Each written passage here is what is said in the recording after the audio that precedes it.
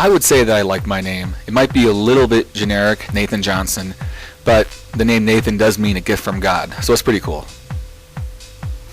If I had to change it, Music, please. I would change it to William. Elementary and middle school was a time of sports for me. I built my friends through our sports stuff. These are friends I still have today, although it's only Facebook friends because they live in Illinois. But the best memory is just the competitiveness and the camaraderie you built through friends.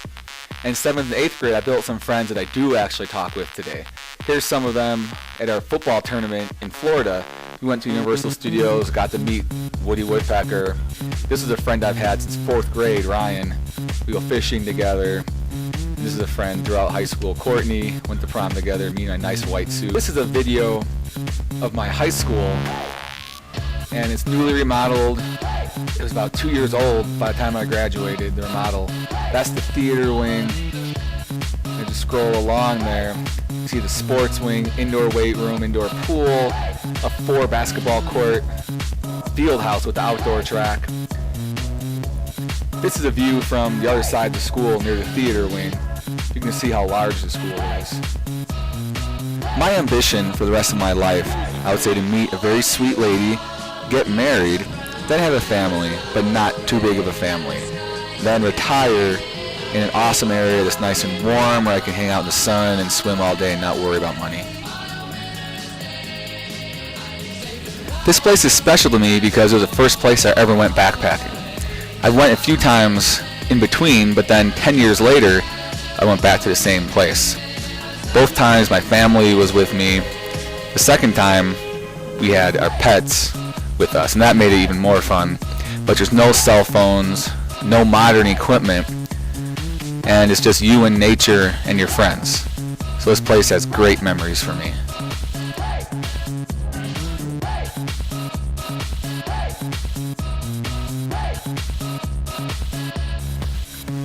One of the first hobbies I ever had was collecting football cards.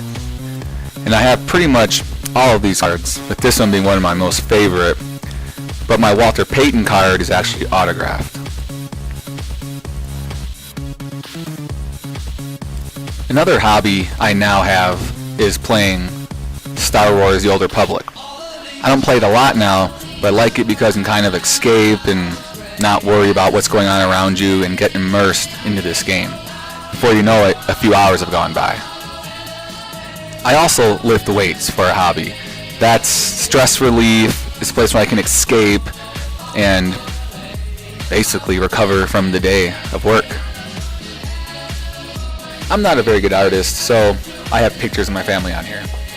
I'm like my parents and my family because we all have strong work ethics. Whatever we do the absolute best that we can.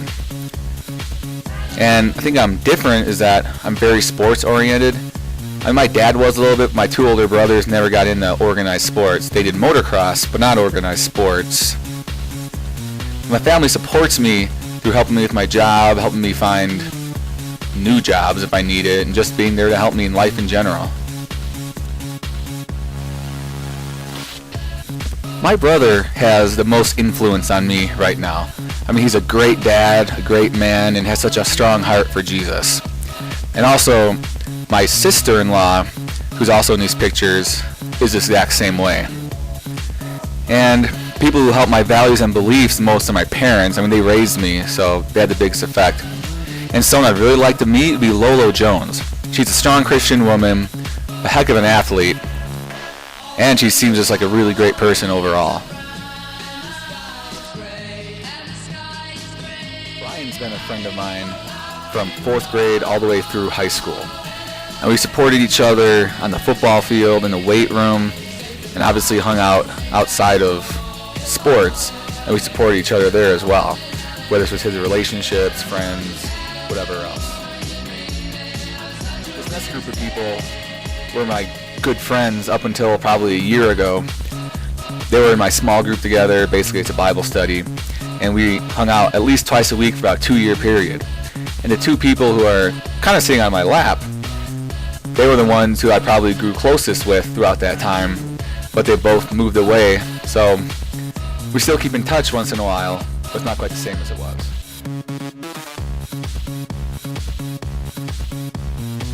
Friends nowadays mostly consists of my family, which turns out good to have your family as your friends. We have similar interests, so when we want to do something fun, it's easy to find something to do because we all like the same things. We also support each other, whether it's going through a rough time of the year, or for babysitting, or just anything in general. We try our best to be there for them and for each other.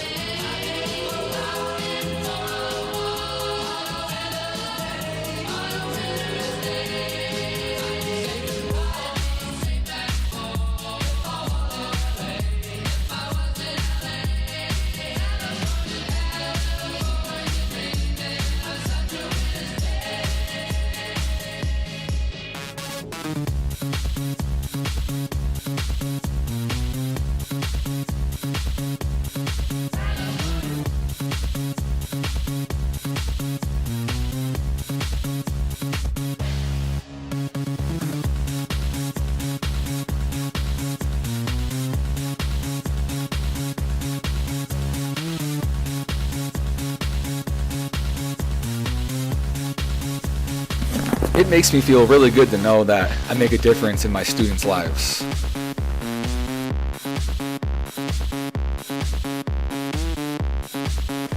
The best way for me to get better at things I need to work at on the left star, just practice them. I take more risks. Sometimes you have to do it before you know you can do it. Another thing is helping those who don't deserve it. That's the hardest thing. When you know someone doesn't deserve it, but yet you feel you need to help them. That's really tough. I love the NFL, and I think that Colin is a phenomenal player.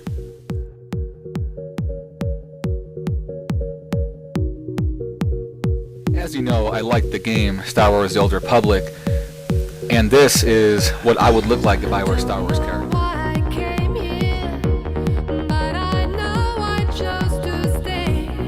I really like my phone. If I didn't have this phone, I think I'd be lost. I cannot stand people who do not understand their role in the team or the organization or the business. They actually think that they're the best person in the group, when in reality, they're not, and they need to defer to the leader of the group. That's why Westbrook is here. He thinks he's the best player in the Thunder, whereas Durant really is. And I can't cope and work with people or athletes who don't understand their role on the team. I cannot stand people who abuse women in any way, whether it's physical, emotional, mental, verbal. And when I see reports of that on the news, it just tears me apart.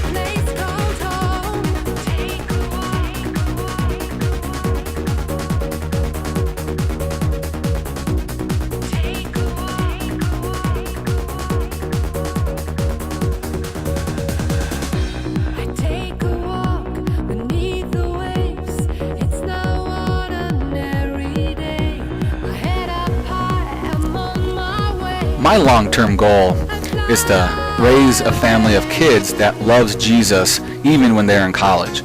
My timeline for that and my plan is to meet a really sweet lady, fall in love, get married, raise kids that just love Jesus, and as they grow up, make the decision to keep following Jesus. When in college, they're going to have some barriers. Could be some crazy teachers trying to get them to believe that Jesus is a myth and that he's not true.